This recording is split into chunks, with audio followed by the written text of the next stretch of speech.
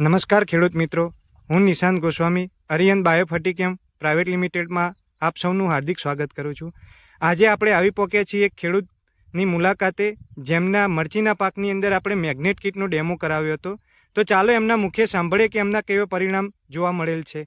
નમસ્કાર, શું નામ આપણું? નિલેશ. બરાબર. ગામ? ગોંડલ. Mobile number? 78 5 98 બરાબર 74 બરાબર.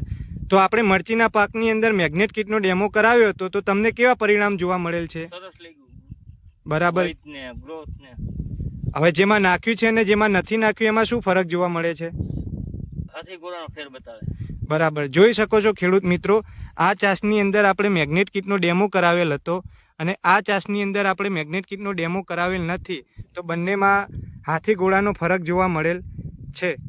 તો બીજા ખેડૂત મિત્રને શું ભલામણ કરશો? આ વસ્તુ વાપર્યા જેવી છે કે નહીં? હા વાપરા જેવી છે. બરાબર. ધન્યવાદ.